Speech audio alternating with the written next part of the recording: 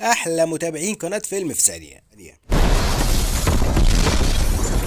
انا قلت الفيلم ده ما ينفعش يتلخص وهو مسروق وجودته ضعيفة. ازاي يا جدعان؟ فيلم وور 2. الفيلم لذيذ ومليان بهاريز، ركز معايا عشان تستمتع بالحكاية.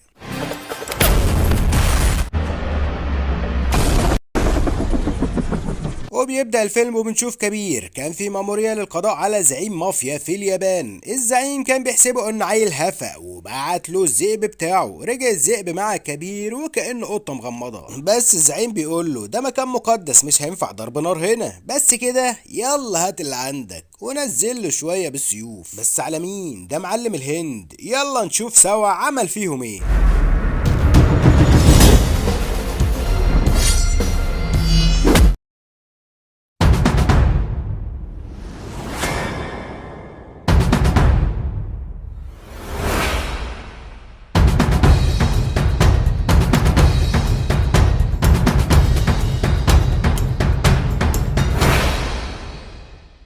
وهو شغال قتل فيهم زي الأسد.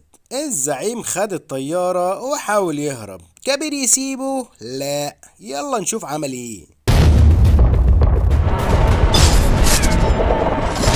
خلص عليه المعلم كبير بكل سهولة، ما هو كبير الخطير. وجلس كبير يحتسي البيرة مع الذئب الشرس. رجع للمعلمة اللي كانت مدياله المهمة، بس غدرت بيه وحطته في مكان فيه غاز منوم. بيصحى كبير الخطير بيلاقي نفسه في مكان وفيه ليزر رصاص متوجه ناحيته من كل مكان. وبيظهر الشاشات ديت وفيها ناس رجال أعمال وقيادات مختلفة من بلاد مختلفة، هدفهم الوحيد إن هم يستولوا على الهند ويدمروها. وحب الجماعة دولت إن هم يجندوا كبير معاهم. قال لهم المهم عند السعر. طيب يا معلم كبير، عشان نثق فيك ونعرف إن أنت بقيت معانا بجد، عليك أن تقتل القائد لوسر.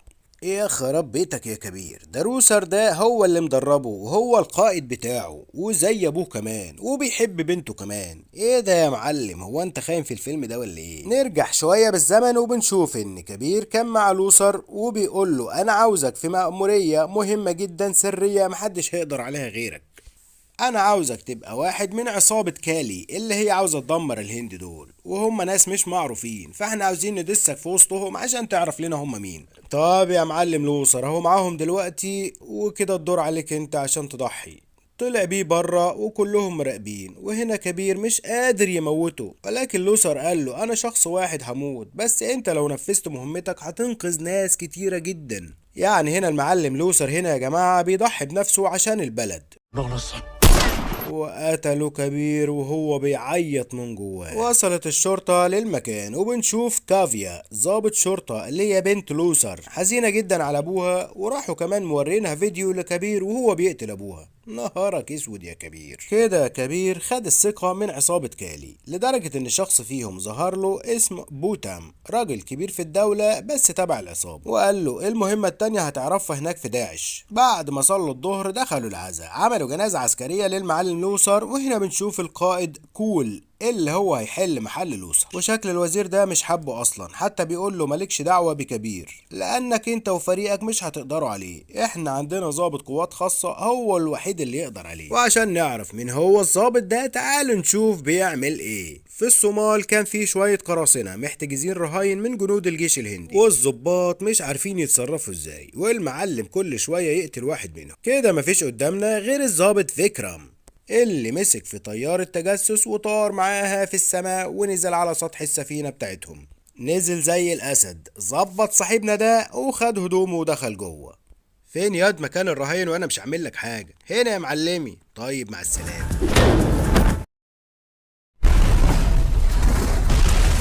عمل لهم احتفال وطلع بشوية متفجرات كده عشان يسلك بيها اسنانه. يلا نشوف احسن.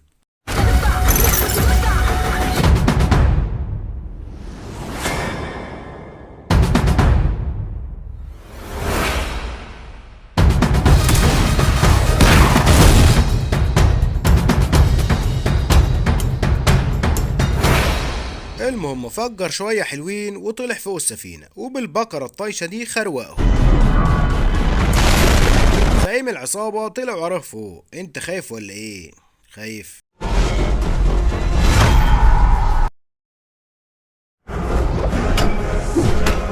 واداله الضربة القاضية. وخد الجنود ودمر السفينة. ايه رايك بقى في الشوية دول؟ لو اتبسطت بقى اديني لايك قبل ما تنسى. وصل صاحبنا فيكرام للقاعدة والكلام كله ازاي كبير قتله وهو كان بيحبه زي ابوه. طيب ازاي هنلاقيه اصلا؟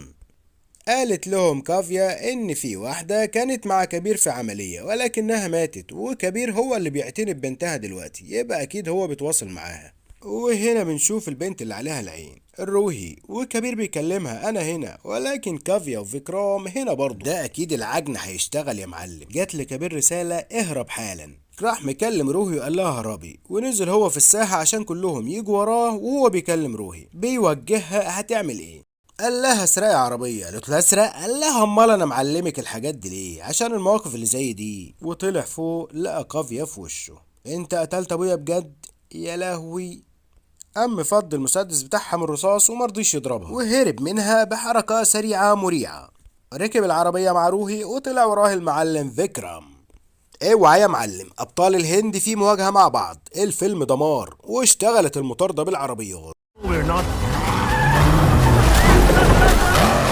ودخلت الشرطة في الموضوع. طلع على الطريق والمعلم كبير حدف السلك ده، قدر يقلب عربية فيكرام والشرطة وصلت، وكبير كده بقى في وسطهم. هتعمل ايه يا كبير؟ وكمان طلع له المعلم فيكرام.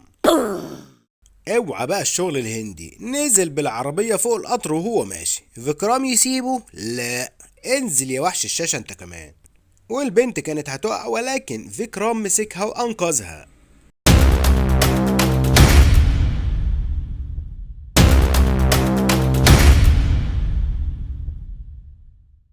عمود خبط فيكرام والعربية وقعت قدام القطر. طلع كبير والبنت على القطر من فوق، ولكن في نفق وهيحصل انفجار. هنا فيكرام قرر ان هو ينقذ القطر من الانفجار اللي هيحصل. قام سايب كبير وراح نازل على القطر فكه من بعضه. شكل كبير كده حس ان هو ابن اصول، وقدر كبير والبنت يزحوا قبل الانفجار. راح بالبنت على ام روني بطل الفيلم معاه في الجزء الاولاني من فيلم وور عشان يخليها عندها شوية. ولو عاوزين ملخص الفيلم اللي فات ده ياريت تقولوا لي في التعليقات. راح على داعش واستلم المهمة التانية. احنا عاوزينك تقتل مرات الوزير ده عشان يبقى معانا، وهي هتبقى على طيارة مع صاحب الوزير وعيلته. يلا يا معلم نفذ. قام كبير بعت رسالة لفيكرام عاوزك تقابلني، وقابلوا بعض وحكى كبير لفيكرام الموضوع كله. وقال له عاوزين ننقذ الناس ديت عن طريقك انت عشان كالي ما يشكوش فيا. في السما بقى هنشوف شوية اكشن هندي من دي مريح. هنا بنشوف كبير راكب طيارة فجرة، وهنا المضيفة سقتهم منوم كلهم. نزل الشباب اللي مع كبير على الكابلات دي فوق الطيارة، دخلوا جوه لقوا المعلم فيكرام في وشهم. قام مروقهم، طلعوه فوق الطيارة واشتغل العجن تاني يا شباب، بس المرة دي في الهواء الطلق.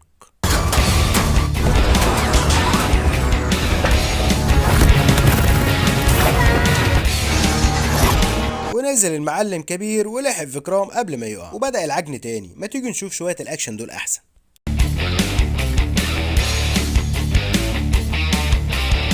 طبعا هما بيتحركوا على الكابلات دي، والمعلم اللي فوق عرف ان هما مع بعض، قام فاكك ضغط الكابلات عليهم. كانوا خلاص هيقعوا ولكن برضه مسكوا في الكابلات. وشوية اكشن بقى هندي برضه.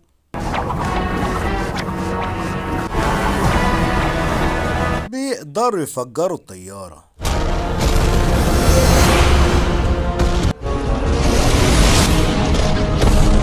وكمان بسهولة دخلوا الطيارة بتاعتهم. المضيفة لسه بتقول له بتعمل ايه هنا؟ قال لها مع السلامة زيربيو. ولسه كبير بيقول له المهمة نجحت، لقى المعلم فيكرام راح مخروق الناس اللي كانت في الطيارة. يا لهوي، هو انت تابع كالي يا فيكرام؟ ده الدنيا هتخرب خالص.